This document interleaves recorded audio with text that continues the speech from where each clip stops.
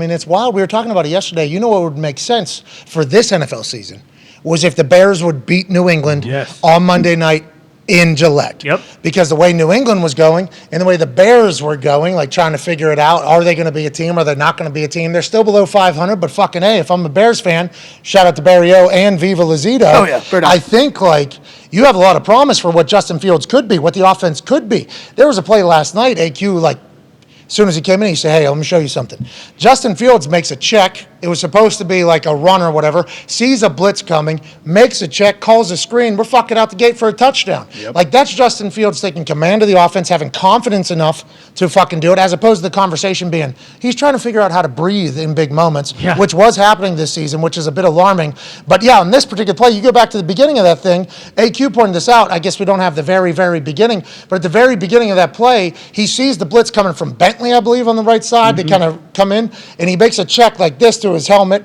Oh, tight end, because he realized the message. It's probably supposed to be a different play. They turn it into a screen outside. We're out. Boom. Touchdown. That's Justin Fields reading the defense, having confidence to call it, making the right call, and then them executing and fucking scoring. Like, if you're a Bears fan, how much different is this than the last, 7 years, basically, other than the year where the double doink happened, where you had no hope for the offensive side of the ball? Feels like on Monday Night Football against the Patriots, who are always going to have a good defense, who are always going to have a good scheme. Remember, they make you play left-handed. That's literally what people say about Bill Belichick's defenses. The Bears were able to fucking move, and Justin Fields was able to operate. And him showcasing the run and then planning some more runs, I think the Bears fans should be very pumped about what they saw last night, AQ. Do you think so too? 100%. I think that was awesome to watch. It was really cool to see because you're right. Bill Belichick takes away what he wants you to take away, right? And so they have not shown this. This was literally Getsy, Fields getting together and saying, hey, listen, we need to do this. So they have not shown a ton of QB runs. They have not shown a ton of this read option stuff. And so when they come out, Belichick hasn't seen it. And it hits, and it was cool to see. It is. So is that what people are going to start doing to Belichick? Hey, he's going to make his play left-handed. Cool. We know that.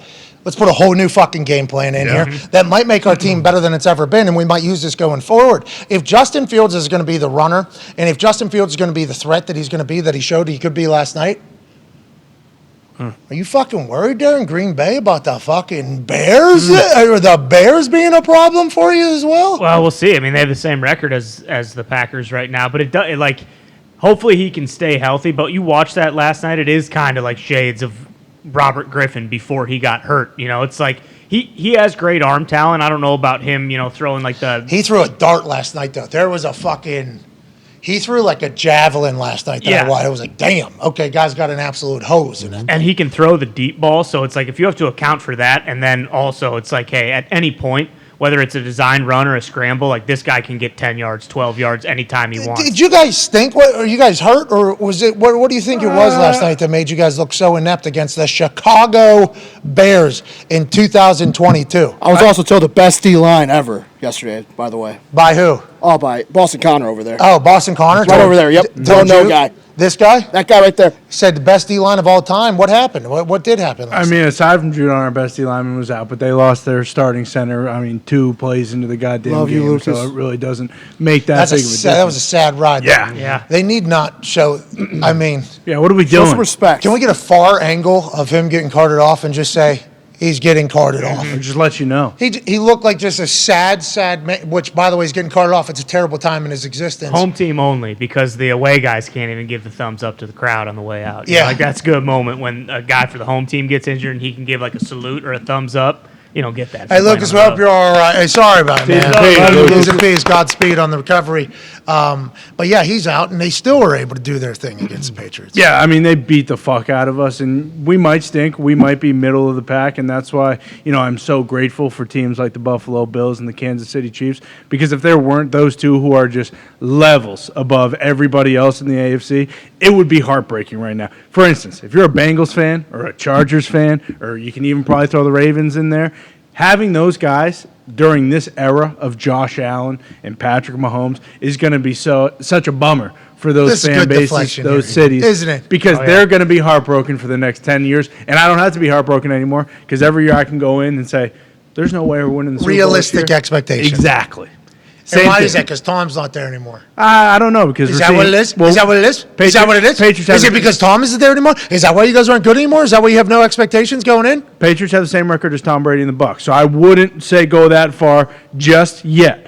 But it is a much different team when you don't know who the guy is at quarterback. Like the team you saw Dude, a after the quarterback game. controversy happening in New England, not just in the media, in the locker room as well. Yes. The team had no idea what's going on. Yeah. And I assume that this was just Bill's idea, a way to motivate and keep everybody fresh and not judging anything and just going to work. Matt gets work on Saturday. I guess Bailey Zappi got to work all the other days. And then when Bailey Zappi comes in, he throws one ball down the left side, incredible catch. Then the touchdown that he throws, incredible connection. Yep. But everything got better for the Patriots as soon as Bailey Zappi went in. Interception. It was like a zap of electricity whenever old Zappi came into the Patriots. Now, that certainly fizzled off and did not do much the entire second half at all. But that's an interesting situation to be happening in New England of all places with the greatest coach and GM of all time, knowing that that type of shit doesn't normally lead to success in the NFL. College, maybe.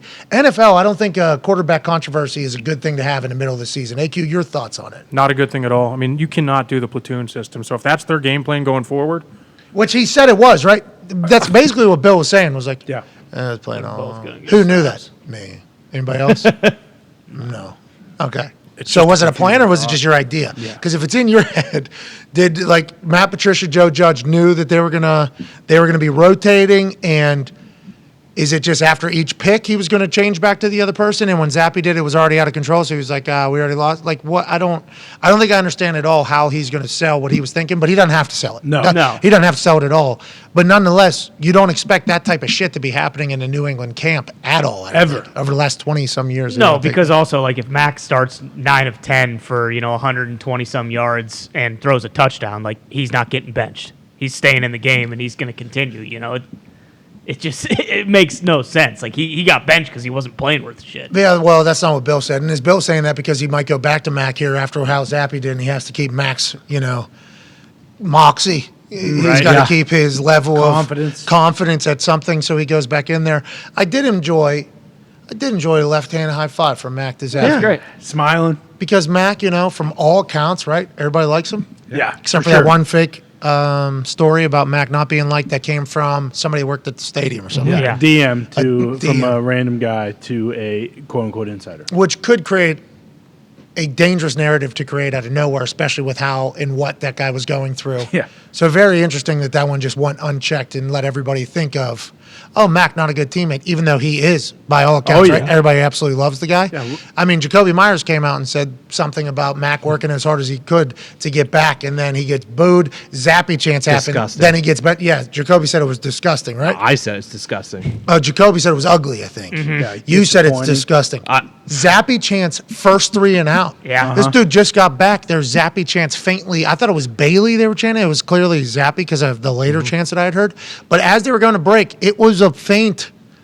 I'm like, well, I actually went back. I'm like, whoa. Wait a minute. Are they already doing this? Because just a couple years ago, when he came into a preseason game in the third quarter, the place went absolutely crazy. Yeah. Guy makes a Pro Bowl. We're going to a Super Bowl. Exactly. Oh, how things can change in 3 fucking weeks. This Yeah. guy Yeah. is now getting somebody else to chin it. That's the NFL. That's the name of the game. But I found that to be wild. But it's because of how much success Zappi was having. Yes. And Zappi comes in, has immediate success. I'm like, this is about to be a runaway. The Bears hold, and fucking come back. Not only just come back and dominate. And I think that a lot of credit should be given to Eberflus. Thank you. He was with the Colts. Wide. A lot of credit should be going to Sirianni. Yeah. Over there in Right. Philadelphia. He was with the Colts. Sure. So that's what we do here. Okay, we create great football Sure. minds. That's right. And great football coaches. Sign Let 'em old go. quarterbacks who are expensive All right. and ship those good coaches out.